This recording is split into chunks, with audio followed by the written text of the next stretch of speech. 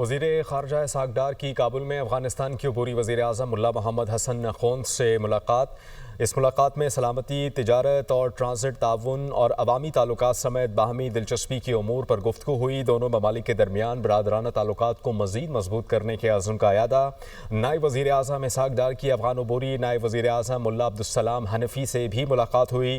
ملاقات میں امن و سلامتی اور باہمی دلچسپی کے امور پر تبادلہ خیال کیا گیا۔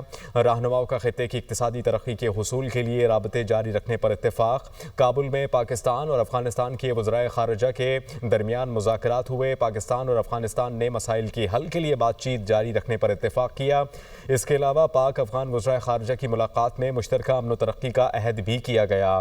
نائب وزیر اعظم پاکستان اسحاق ڈار نے کہا کہ پاکستان برادر ملک افغانستان کی ترقی و خوشحالی کا خواہاں ہے۔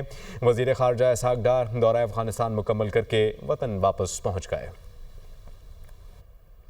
وزیر اعظم شہباز شریف کہتے ہیں کہ پاکستان میں سرمایہ کاری کے لیے سازگار ماحول ہے۔ کان کنی اور معدنیات میں مشترکہ منصوبے شروع کرنے کا بہترین موقع ہے۔ مشترکہ منصوبوں سے سب کو خوشحالی و ترقی کی طرف لے جانا چاہتے ہیں۔ معدنیات کے شعبے میں مشترکہ منصوبے شروع کرنے کی دعوت دیتے ہیں۔ ہمیں جدت، تحقیق اور ترقی کی طرف جانا ہے۔ وہ لاہور میں health engineering and minerals show سے خطاب کر رہے تھے۔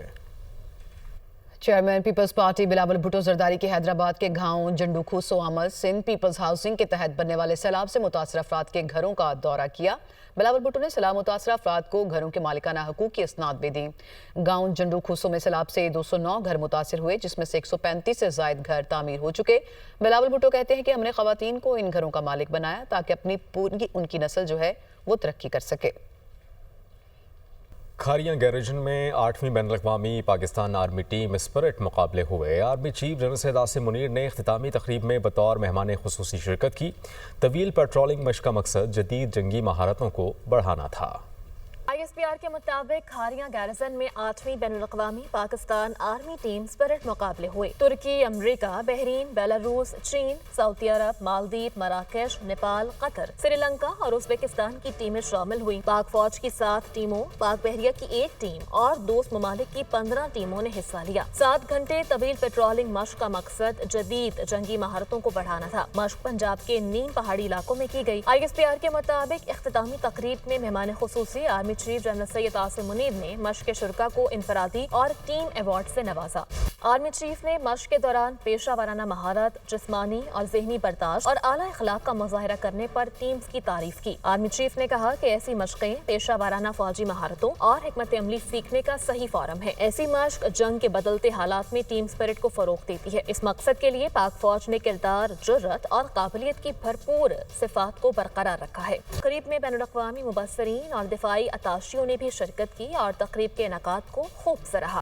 ٹھٹھہ میں وزیر مملکت کھیلداس کو ہستانی کی گاڑی پر نامعلوم افراد کا حملہ۔ وزیر مملکت کھیلداس لیگی رہنما عباس عطائی سے ملاقات کر کے جھوک شریف جا رہے تھے۔ حملے میں وزیر مملکت کھیلداس کو ہستانی کی گاڑی کو نقصان پہنچا۔ وزیر اعظم شہباز شریف کا وزیر مملکت کھیلداس کو ٹیلی فون خیریت دریافت کی۔ وزیر اعظم نے قافلے پر حملے کی شدید مذمت کی۔ کھیلداس کو واقعے کی مکمل تحقیقات کی یقین دہانی بھی کرائی۔ کہا واقعے میں ملوث افراد کے خلاف کارروائی کی جائے گی۔ وزیر اعظم شہباز شریف کی زیر صدارت اجلاس قومی زرعی پالیسی کو عصری تقاضوں سے ہم آہنگ کرنے، نوجوان صلاحیتوں کو بروئے کار لانے اور تجربہ کار ماہرین کی رہنمائی سے ایک مربوط لاہے عمل کی تشکیل پر اس اجلاس میں غور کیا گیا۔ شہباز شریف نے کہا اللہ تعالیٰ نے پاکستان کو زرخیز زمین، قابل زرعی ماہرین، محنتی کسانوں سے نوازا ہے۔ وزیر اعلیٰ پنجاب مریم نواز نے پنجاب میں 0 پولیو کیس کا ہدف مقرر کر دیا۔ مسنگ چلڈرن کا تناسب بھی 0 کرنے کی ہدایت کی گئی۔ ڈپٹی کمشنرز کو متعلقہ علاقوں میں انسداد پولیو مہم کو مؤثر بنانے کے لیے اقدامات کی ہدایت کی گئی۔ ہر ضلع میں ڈپٹی کمشنرز کو یونین کونسل وائز پولیو مہم کا روزانہ جائزہ لینے کی بھی ہدایت کی گئی۔ انتظامیہ کو انسداد پولیو ویکسینیشن کے مائکرو پلان پر عمل درآمد یقینی بنانے کا حکم دیا گیا۔ وزیر اعظم کے مشیر برائے بین الصوبائی رابطہ رانا ثناءاللہ کا کہنا ہے کہ نواز شریف اور شہباز شریف نے پیپلز پارٹی سے بات چیت کے ذریعے مسائل کی حل کی ہدایت کی ہے۔ اکائیوں کے پانی سمیت وسائل کی منصفانہ تقسیم پر مکمل یقین رکھتے ہیں۔ پیپلز پارٹی وفاق کا حصہ ہے۔ آئینی عہدوں پر رہتے ہوئے بات زیادہ ذمہ داری سے کرنی چاہیے۔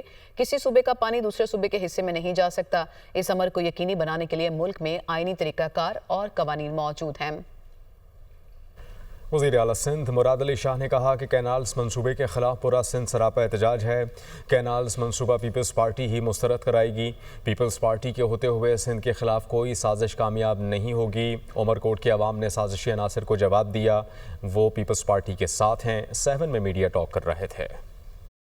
एक ऐसी चीज़ है जिससे पूरा सिंध सरापा एहतजाज है। हमने पीपल्स पार्टी के होते हुए पीपल्स पार्टी की जो इस वक्त ताकत है, बिलावल भुट्टो जरदारी साहब, प्रेसिडेंट आसिफ अली जरदारी साहब, जिन्होंने 2 टोक पार्लियामेंट हाउस में बात की है कि कनालों को मैं सपोर्ट नहीं कर सकता, तो उनकी जो सारी साजिशें वो नाकाम हुई। चेयरमैन बिलावल भुट्टो जरदारी साहब कह चुके हैं प्राइम मिनिस्टर को कि मैं उनके साथ नहीं, लोगों के साथ खड़ा हूँगा। तो सिंध की आवाम को और ख़ास तौर पे उमरकोट की आवाम का शुक्रिया भी अदा करना चाहूँगा और उन्हें मुबारकबाद भी दूंगा। जो साजिशें कर रहे थे, जो बातें कर रहे थे कि जी पीपल्स पार्टी से सिंध के लोग कुछ नाराज हैं, या वो उनकी साजिश नाकाम की उन्होंने। रहनुमा एमक्यूएम पाकिस्तान डॉक्टर फारूक सत्तार कहते हैं कि नून लीग और पीपल्स पार्टी केनाल के मामले पर ऑल पार्टीज कॉन्फ्रेंस बुलाएं। बताएं सदर ऑफिस में क्या हुआ, दस्तखत किए या नहीं। कराची में मीडिया से गुफ्तगू करते हुए उन्होंने कहा कि पीपल्स पार्टी बताए सिंध और कराची में कितना पानी मिलेगा। आपका मसला है कि नहरों के मसले पर पीपल्स पार्टी को लीड लेनी चाहिए। ऑल पार्टीज कॉन्फ्रेंस इस्लामाबाद में या कराची में बुलानी चाहिए और तमाम सियासी जमातों के सामने अपना ठोस वाज़े मौक़िफ़ रख के इस मसले पर ब्रीफिंग रख के कि सिंध को कितना नुकसान होगा सिंध के पानी को, और जो सिंध को पानी मिल रहा है उसमें कराची को कितना मिल रहा है, अपना भी हिसाब देना भाई। सिर्फ पंजाब से पानी मांगे, वफाक से मांगे और कराची वालों को पानी ना दे, उन्हें कराची को करबला बना के रखें, तो भाई आपको तो सबको जवाब देना है। सिंध के कौम परस्तों को और कराची में जो पानी के प्यासे हैं दोनों को जवाब देना है। अपोजिशन लीडर उमर अयूब ने एस्टैब्लिशमेंट से मुज़ाकरात की कोशिशों की तरदीद कर दी। कहते हैं कि उनके इल्म में ऐसी कोई कोशिश नहीं हो रही। मौलाना के साथ इत्तेहाद पर उमर अयूब ने कहा कि अपोजिशन इत्तेहाद बन चुका, कोई आए ना आए तहरीक चलेगी। वो programme tonight with summer Abbas में गुफ्तगू कर रहे थे। मुस्लिम लीग नून के वज़रा वो ये बात करते हैं कि जी कि वज़ीर आज़म इमरान खान साहब माफ़ी मांग लें तो सारे केसेस ख़त्म हो जाएंगे, वो बाहर रह जाएंगे। इसका मतलब ये कि वो सारे के सारे केसेस हैं ही फिक्टिशियस, झूठे। अब भी कोई तब्दीली होने जा रही है सेक्रेटरी जनरल के ओहदे के बारे में? नहीं, क्यों बातें चल रही हैं इस तरह की कि शायद तब्दील करने के बारे में? कोई ऐसी बात उनकी पार्टी का मैं आपको बताता हूँ, मैं खुद सेक्रेटरी जनरल रहा हूँ। जी हाँ। हमारे पार्टी हम लोग एक शख्स से डायरेक्शंस लेते हैं, उसका नाम है वज़ीर आज़म इमरान खान। एस्टैब्लिशमेंट से मुज़ाकरात के हवाले से मुख्तलिफ आरा सामने आती हैं पार्टी के अंदर से। कोई नहीं है। आज़म सवाती साहब तो कुरान पाक पे हल्फ लेके कहते हैं कि मुझे खान साहब ने कहा था कि आप इंगेज करें, बातचीत करें, राब्ते करें। मैं अपनी बात, गंडापुर साहब भी कहते हैं कि बातचीत होनी चाहिए, इंगेज करना चाहिए। खान साहब भी चाहते हैं, लेकिन खान साहब का बयान आता है कि नहीं, मैं तो नहीं, उन्हें मैंने कहा ही नहीं है।